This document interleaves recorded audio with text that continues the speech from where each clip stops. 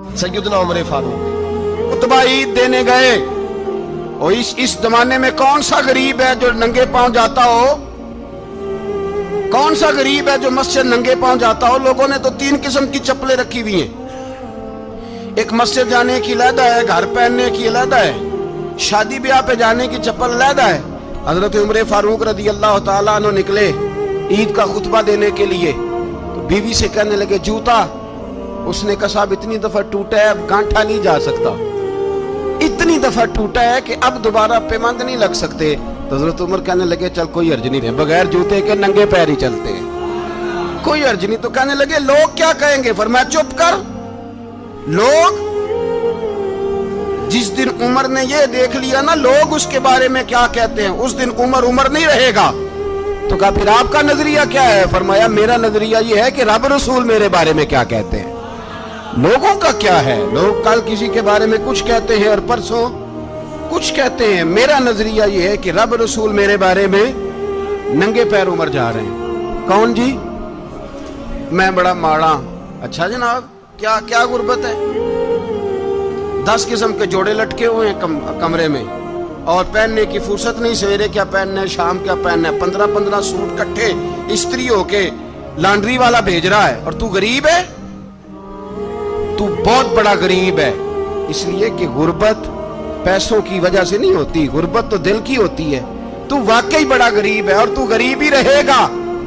अमीर तो उमर फारूक थे, उमर फारूक थे जो नंगे पांव चले गए ईद की नमाज पढ़ाने। तो रास्ते में जो मिला कहने लगा उमर जूता तो पहन लो। फरमाया तुम्हें उमर का जूता ना पहनने का नक्श तो नजर आया है, कोई अर्ज नहीं। अगर उमर को कभी बताना हुआ तो वो वाला नुक्स बताना जो उमर की सीरत में पैदा हो, किरदार में पैदा हो, वो वाला नुक्स बताना। ये छोड़ो जूते आते जाते रहते। नंगे पांव गए, पांव धोए, नमाज पढ़ाई, लौट आए।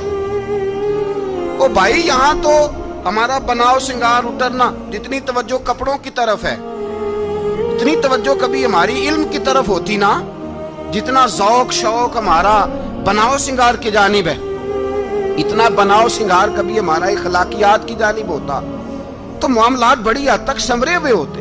हजरत सैयदना फारूक आज़म रदी अल्लाह ताला अपनी जिंदगी को तरतीब दिया। एक दिन भी खिलाफत नहीं मांगी अल्लाह से।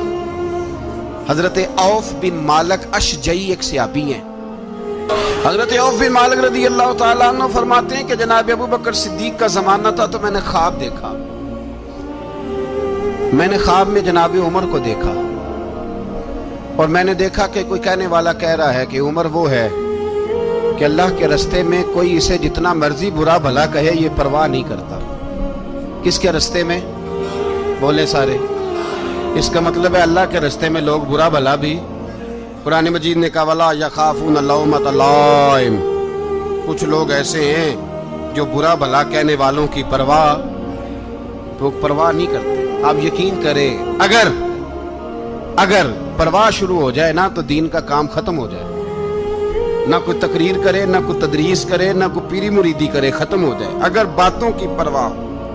लेकिन वो परवाह, हजरत औफ बिन मालिक अशजी कहते हैं मैंने ख्वाब में देखा कि उमर वो है जो किसी की परवाह, और दूसरी बात मैंने ये देखी कि उमर खलीफा बनेगा, और तीसरी बात मैंने ख्वाब में ये देखी कि उमर शहीद भी किया जाएगा, उमर शहीद भी होगा। ये मैंने 3 बातें ख्वाब में देखी।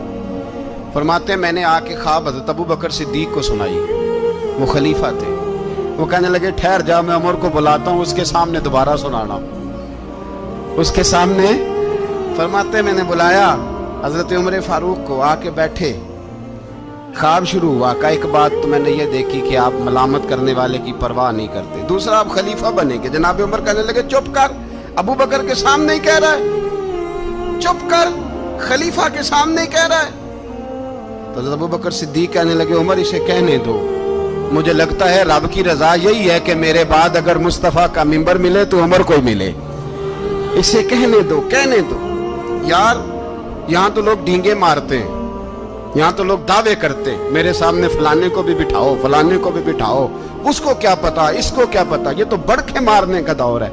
हजरत उमर रदी अल्लाह ताला अन्हु को तीसरी बात कही। हजरत औफ बिन मालिक ने कहा आप शहीद किए जाएंगे, मैंने ख्वाब देखी है।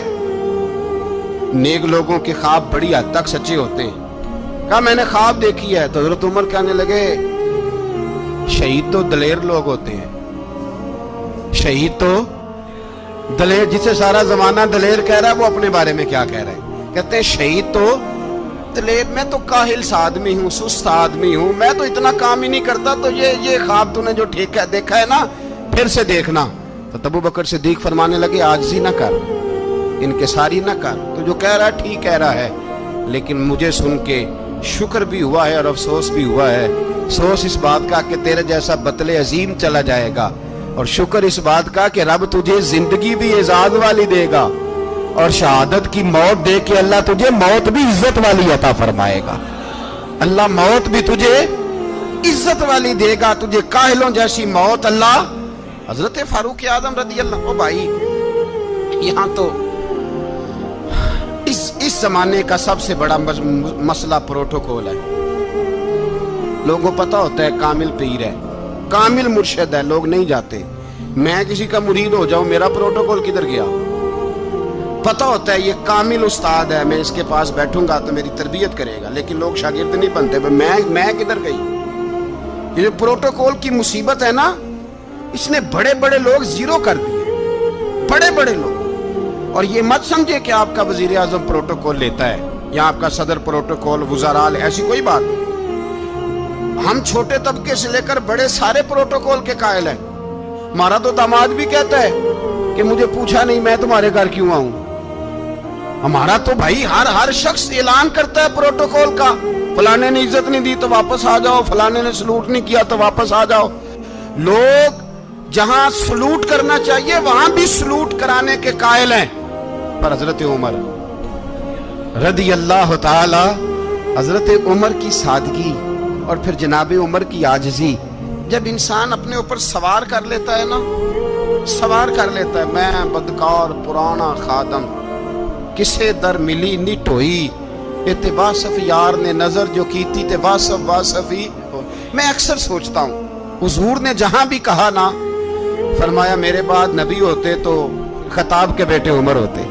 حضور نے فرمایا عمر جس رستے سے جاتا ہے شیطان وہ رستہ بدل جاتا ہے. نبی پاک صلی اللہ علیہ وسلم نے فرمایا میرا عمر وہ ہے کہ اس کی زبان پر حق جاری ہے. حضور علیہ السلام نے فرمایا 950 سال حضرت جبریل میرے عمر کی شان بیان کریں تو ان کی عظمت ختم نہیں ہوتی. 950 سال جبریل عظمت بیان کرے تو ختم نہیں ہوتی. یہ بات ہے حضرت عمر کی. اور فرمایا عمر ابو بکر کی نیکیوں میں سے ایک نیکی ہے, یہ شان ہے عمر فاروق رضی اللہ تعالیٰ عنہ کی. حضور نے فرمایا میرے بعد نبی ہوتے تو عمر ہوتے, جس گلی سے عمر آئے شیطان رستہ بدل جائے. میرے عمر فاروق کی شان 950 سال بیان ہو تو ختم نہ ہو. عمر کی زبان پر اللہ حق بیان کرتا ہے, جو عمر کہتا ہے وہی رب کر دیتا ہے. حضور ساری زندگی فضیلتیں بیان کرتے رہے, عمر جواب میں کیا کہتے ہیں؟ کوئی بتائے نا کہ یہ والی حدیثیں کبھی عمر نے بھی روایت کی ہوں کہ حضور نے میرے بارے میں یہ کہا ہے. یہ روایتیں وہ روایت نہیں کرتے. ان سے جب لوگ کہتے عمر تیری بڑی بات ہے تو عمر رو پڑتے, کہتے میں تو اونٹ چرانے والے باپ کا بیٹا ہوں, میں تو اونٹ چرانے والے باپ کا بیٹا, اونٹ چرا. اس سے آگے عمر گئے ہی نہیں ساری زندگی, اس سے آگے لفظ ہی نہیں ادا کی. اور میں تو بھائی اونٹ چرانے والا, میرا باپ تو اونٹ چرایا کرتا تھا, 10 اونٹ تھے, میری ڈیوٹی ہوتی تھی, سنبھالے نہیں جاتے تھے, ابا ڈنڈوں سے مارتا تھا. ساری زندگی عمر حج کرنے گئے, ایک خشک تنا کھجور کا عمر فاروق رضی اللہ تعالیٰ عنہ نے اس کو اپنے کلاوے میں لیا, رونے لگے. لوگوں نے کہا عمر کیا ہوا؟ فرمانے لگے یہاں میں اونٹ چرایا کرتا تھا, یہاں میں اونٹ چراتا تھا, 10 اونٹ سنبھالے نہیں جاتے تھے. دیکھو رسول اللہ کی شان, آج ساری امت چلانے کا طریقہ عطا فرما دیا ہے. ساری نظریے سے پیار. یار پیسہ کس کو برا لگتا ہے؟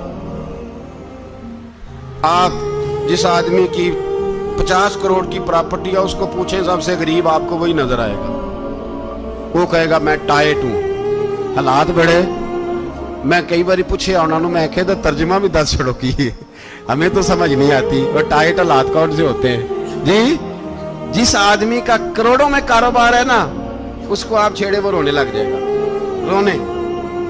تو کئی میں نے ایسے دیکھے ہیں کرائے کا مکان ہے, ان سے پوچھے صاحب کیا حال ہے، تو کہتے ہیں جتنی اللہ نے شان والی زندگی ہمیں عطا کی ہے کسی کو نہیں دی۔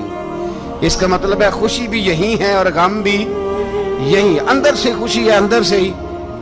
تو نے اگر راضی رہنا ہے تو ادھر سے رہنا ہے، ناراض رہنا ہے تو بس اپنے آپ کو خوش رکھے گا تو ہو جائے گا۔ سارے صحابہ مل کے آئے، کہنے لگے عمر فاروق سے کہنا ہے نبی پاک کے زمانے میں تو ظاہراً غربت تھی، ابو بکر کے دور میں بھی غربت تھی، اب تو بڑا مال ہے، عمر سے سفارش کرو کہ عمر نیا کرتا پہنا کرے۔ ملکوں کے سفیر آتے ہیں، عمر وہی پھٹی پرانی چادر اوڑھ کے اور وہی کئی جگہ پہ پیوند لگے سوٹ پہن کے سفیروں کے سامنے بیٹھ جاتا ہے۔ عمر کو مشورہ دو، طے ہو گئی بات۔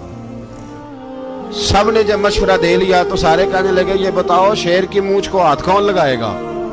کہنا کس نے ہے، بندہ بھی تو ڈھونڈو نا۔ نے کہا جناب میرا یہ خیال ہے کہ مولا علی شیر خدا کہیں گے، کیونکہ جس شخص کی عمر کو سب سے زیادہ حیا کرتے دیکھا وہ شیر خدا مولا علی ہے رضی اللہ تعالی علی کہیں گے، اس لیے کہ جناب علی تو کئی دفعہ جب گفتگو کرتے تھے تو حضرت عمر چپ کر جاتے تھے اور فرماتے تھے علی نہ ہوتا تو میں ہلاک ہو جاتا۔ تو کہا علی سے کہو۔ جناب علی شیر خدا کو بلایا، کس کام کے لیے جی؟ اللہ اکبر۔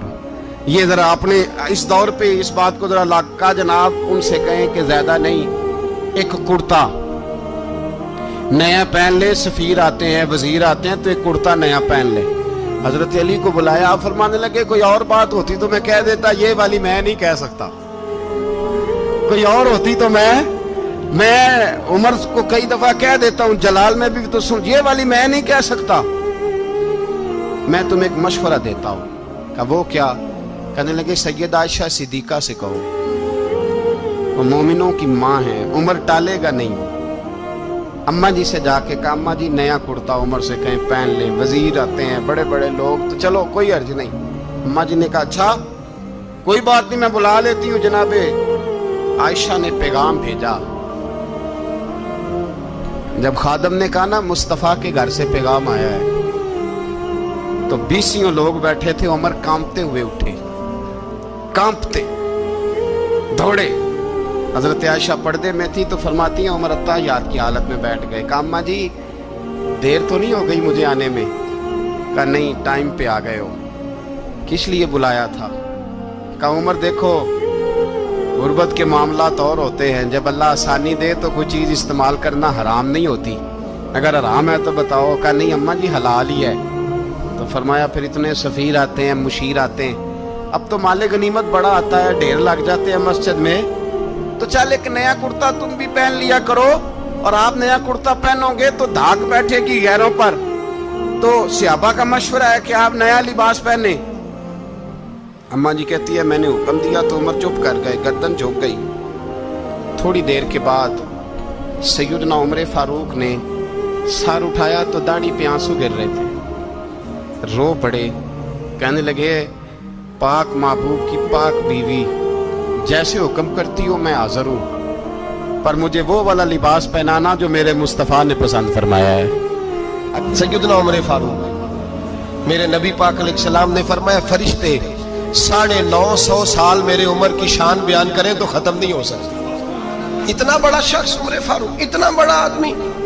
ایک دن اعلان کیا عمر فاروق نے لوگوں مسجد میں آؤ بات کرنی ہے، امیر المومنین کا پیغام ہے سارے مسجد میں آ جائے۔ کھچا کھچ مسجد نبوی صحابہ سے بھر گئی، اور ایسا جب اعلان ہوتا تھا تو صحابہ دوڑ کے آتے تھے، شاید کو جنگ ہے، شاید کسی نے حملہ کر دیا ہے، شاید کوئی نئی بات ہے، دوڑے آئے لوگ، مسجد نبی کھچا کھچ بھر گئی۔ سیدنا فاروق اعظم رضی اللہ تعالیٰ عنہ منبر پہ بیٹھے، حضرت عبد الرحمن ابن عوف رضی اللہ تعالیٰ عنہ فرماتے ہیں کہ صحابہ تجسس کے دیکھ رہے ہیں کہ پتہ نہیں کسی طرف سے پیغام نہیں آ گیا، کوئی کافر حملہ نہیں کرنے لگا، اللہ جانے کیا ہوا ہے، بڑی پریشانی ہے۔ عمر بیٹھے اللہ کی حمد کی، نبی پاک صلی اللہ علیہ وسلم پر درود پڑھا، اور پھر عمر فاروق بولے، فرمانے لگے میں جب مکے میں رہتا تھا نا تو کبھی گھر میں قحط آ جاتا تھا، کبھی قحط آتا تھا گھر میں، بکریوں کے دودھ خشک ہو جاتے تھے، گندم نہیں ملتی تھی، پانی نہیں ہوتا تھا، تو فرمایا میری اماں مجھے خالہ کے گھر بھیج دیتی تھی۔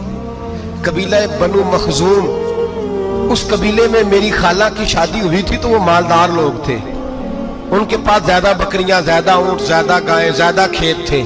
حضرت عمر فاروق فرمانے لگے میں ان کے گھر جاتا تو میرے خالو سمجھ جاتے کہ عمر کو اس لیے بھیجا گیا ہے کہ قحط آ گیا ہے۔ فرماتے ہیں وہ مجھے سویرے بکریاں چرانے لے جاتے، شام تک میں ان کی بکریاں چراتا۔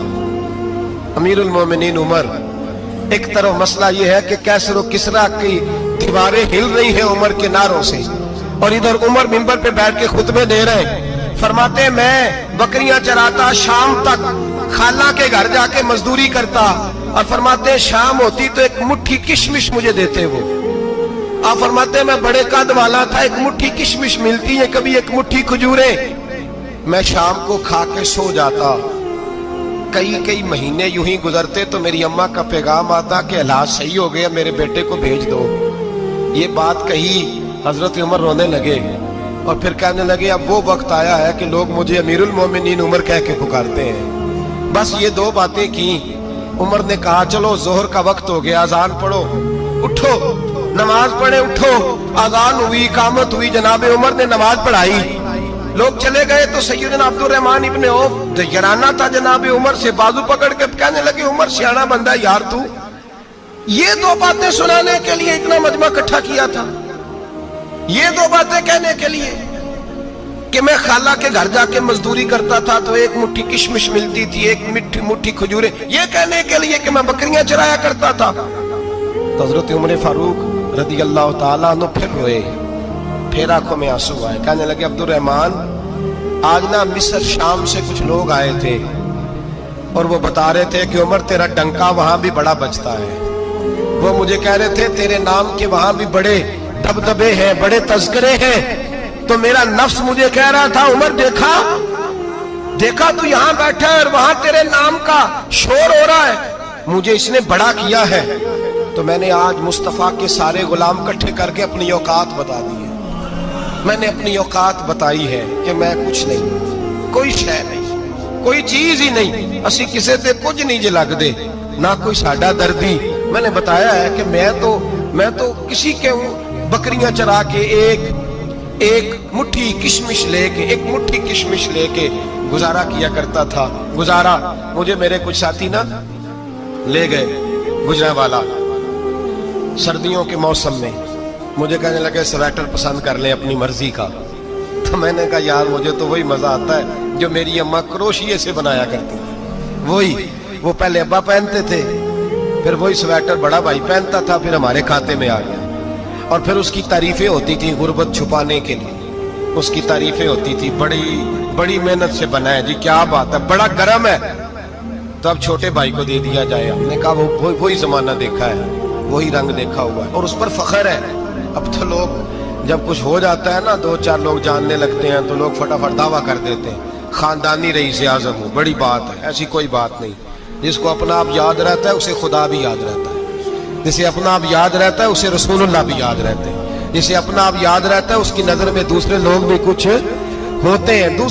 کچھ ہوتے ہیں۔ میں عمرے کے لیے حج کے لیے جاتا رہتا ہوں، رب مجھے اپنے فضل سے بلا لیتا ہے۔ تو میں ایئرپورٹ سے نیچے اترا تو ایک صاحب میرے جاننے والے تھے، دوڑ کے آئے اور مجھے کہنے لگے کیا بات ہے، سنا ہے اس دفعہ آپ سعودی ایئر لائن سے آئے، سیدھا مدینہ شریف آئے، کیا بات ہے آپ کی؟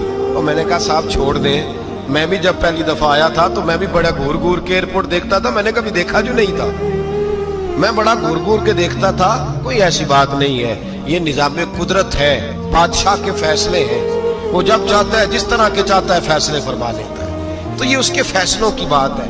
ہم لوگ نا جس حیثیت پہ ہوتے ہیں وہیں رہ جاتے ہیں، پچھلی بات بھول جاتے ہیں، اس لیے ہم چاہتے ہیں جو بھی ہمیں ملے جھک کے ملے، جو بھی آئے، اور یہ میرا آپ کا سب کا مشترکہ معاملہ ہے۔ میرے نبی پاک صلی اللہ تعالی علیہ وسلم نے صحابہ سے پوچھا تمہیں بتاؤں جنت کے بادشاہ کون ہوں گے؟ جنت کے عام لوگ نہیں، جنت کے، بولیے گا ذرا، جنت کے اللہ بادشاہ، جنت میں تو جانا بڑی بات ہے، اور حضور جنت کا بھی بادشاہ، ابن ماجہ میں لفظ ہے، تمہیں پتہ ہے جنت کے بادشاہ کون ہوں گے؟ اور میرے مصطفیٰ کریم صلی اللہ تعالی علیہ وسلم کے غلاموں نے کہا حضور ہمیں نہیں پتا، تو حضور نے فرمایا جنت کے بادشاہ وہ لوگ ہوں گے جنہیں دنیا میں کوئی بھی نہیں جانتا تھا، جن کے کپڑے سادے ہوتے تھے، جو غریب لوگ ہوتے، جو سفارش کرتے تھے تو ان کی قبول کوئی نہیں کرتا تھا، جو کسی کے ساتھ جاتے تھے تو ان کو مانتا کوئی نہیں تھا. وہ جنت کے بادشاہ ہوں گے، بادشاہ. اور فرمایا قیامت کے دن جب لوگ انہیں دیکھیں گے تو ان پر فخر کریں گے، رشک کریں گے، کہیں گے کیا بات ہے تمہاری. یہاں تو شوق ہی بڑا ہے. غریبوں نے بھی پوسٹر بنائے ہوئے ہیں، ڈاکوؤں، لٹیروں، چوروں کی تصویروں کے ساتھ لگوائے ہوئے اپنے آپ کو بڑا کرنے کے لیے. آج ہی اختیار کریں، آج ہی اختیار کریں. اپنے آپ کو مٹانے کی کوشش کریں. رب کریم کے بندے آگے بڑھ بڑھ کے اپنا آپ دکھاتے نہیں. بڑا شوق ہے، پہلے فوٹو کھچا لو، باقی باتیں بعد میں ہوگی. پہلے ویڈیو بنا لو، باقی کچھ اور بعد میں ہوگا. پہلے اب تو پرسوں ترسوں مجھے ایک مولانا کہنے لگے کہ آپ سے میں نے، وہ یہاں جمعہ پڑھنے آتے ہیں کبھی کبھی، میرے دوست ہیں، کہتے ہیں آپ سے میں نے سنا تھا کہ اگر کوئی نبی پاک کا فرمان ہے، اگر کوئی نذرانہ دے تو اس کو لے لو، اگر کوئی تحفہ دے تو اس کو، حضور نے فرمایا لے لو. اگر تمہیں کو دیتا ہے اپنی مرضی سے، مانگنا منع ہے. کو دے دے تو لے لو، ورنہ ایک وقت آئے گا تم مانگو گے تمہیں ملے گا نہیں. جب کو دے دے تو لے لو. کہنے لگے آپ نے کہا تھا کو دے دے، تو اس وقت سے میں کوئی سوٹ دیتا ہے مجھے میری مسجد کا نمازی تو میں لے لیتا ہوں.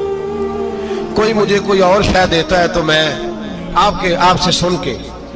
تو اگر میری مسجد کا نمازی سوٹ پکڑاتے ساتھ فوٹو بھی کھینچے تو پھر میرے لیے کیا حکم ہے. وہ خوشبو کی ڈبی دیتے ہوئے ساتھ فوٹو بھی کھینچے، پھر میرے لیے کیا حکم ہے. کہنے لگے رمضان میں یہ حال ہوا ہے کہ لوگ کپڑے دے رہے تھے اور فوٹو کھینچ رہے تھے. کیا چکر ہے، کہاں چلے گیا. غریب آدمی کی عزت نفس کو کچل ڈالا پکڑ کے. ایک جوڑا سال کے بعد امام کو دیا، اس کی بھی تصویر کھینچ کے فیس بک پہ دے ڈالی.